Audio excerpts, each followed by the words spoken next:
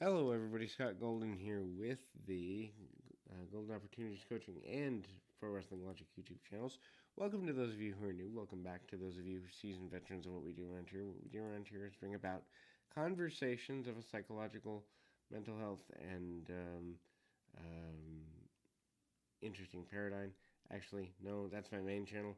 Just kidding with you, joshing with you, seeing where you'd go. In reality, this is for the pro wrestling fan.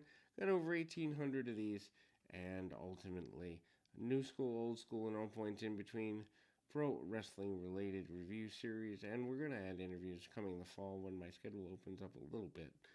At least I hope so.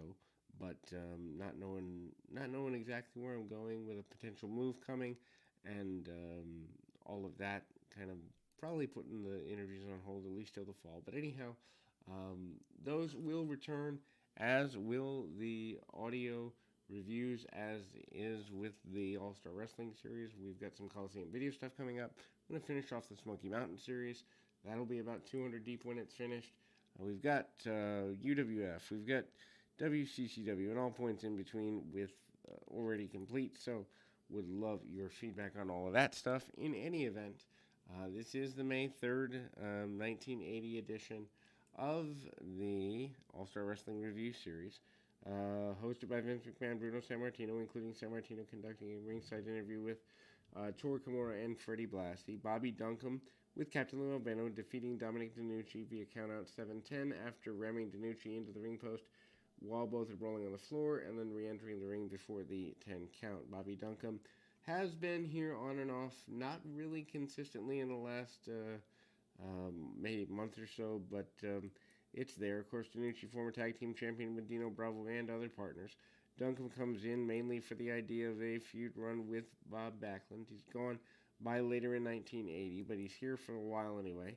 Holding DeNucci on the ropes. DeNucci probably second or third from the top as far as babyfaces are concerned, behind Backlund and Sammartino at the time. Andre the Giant notwithstanding, because he's a traveling attraction. DeNucci backs his man into the ropes and tries to get an advantage where he can. Tries to pull him out, but Duncombe hangs on. Arm bars, arm ringers, and the like by DeNucci. DeNucci actually hanging his man over the top rope with the arm first, and needless to say, uh, good old Mr. Duncombe kind of hanging on to DeNucci's arm, holding him a little bit longer. Also, match goes to the outside, and not Bruno Sammartino, Lou Albano tries to get a cheap shot in, even uses a foreign object, goes back into Duncombe. Duncombe trying to choke his man out, and eventually, as mentioned, they go to the floor. Brawling, Duncombe comes in at the very last minute, gets a count out victory by default. Then we move to a secondary match here.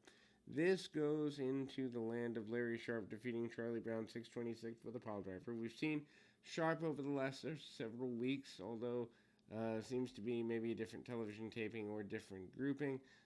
Sharp's been gone for a few weeks here as well.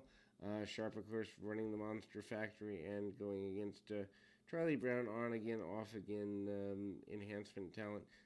Picks him up and goes for some clotheslines, tries to get everything he can, shot to the midsection, among other things, sends him to the outside, managing to do what he can, where he can, and doing everything that's there. Ultimately, uh, Brown kind of hitting some shots, and you know, the boxing of the ears, so to speak, managing to do what he can, and arm bars and the like. Tor Kimura is brought out after the pile driver win by Pretty Boy Larry Sharp. And Kimura comes out with Blassie. Blassie basically says he's taught him all the cheating tactics that he knows. Um, Bruno Sammartino basically says Blassie is not respected in Japan, even though Blassie claims to be. He's kind of wearing a soft, more of a lost velour style purplish jacket. Blassie also says that this man's going to the top and there ain't no one going to stop him. Then we go to another in the series of matches here. This time we've got Pat Patterson against Jose Estrada with a reverse roll up, almost like the O'Connor roll type deal. And obviously, Pat Patterson is signing a bunch of autographs before the run of things here. Backs him into the corner, does Patterson. Patterson takes control of the majority of the match. Back and forth, headlocks, basic stuff, nothing to write home about, but every move matters, every move counts. Trying to rake the eyes of the opponent is the heel. Goes to a top wrist lock, and they battle over that for a minute. Couple of arm bars, and eventually, as mentioned, Pat Patterson gets the victory with the roll up. It's basically a scientific match from Patterson's part. Obviously, his transition into babyface was complete several weeks and months ago. Doesn't get all he wants on everything, but is still over with the crowd in that regard. Then we move to another in the series of matches, this time with Tony Atlas. Atlas, having been said over the last several months to be a more consistent sign up, as it were. Johnny Rods is his opponent, and Atlas wins with a small package here.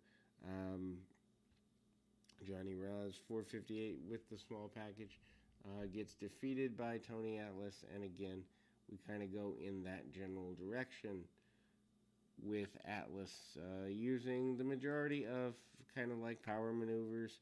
Atlas fighting out from under a wrist lock. His opponent tries to cut him off with some knees.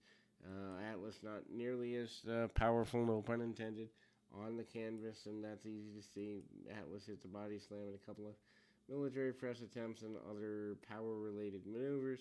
And again, Atlas goes for several body slams, gets them, and is successful in that regard. We then see Tor Kimura coming into the ring, and Kimura is, of course, with Fred Blassie, pinning Joe Mascara, 245 with a splash, punch kick, and basic stuff by Kimura.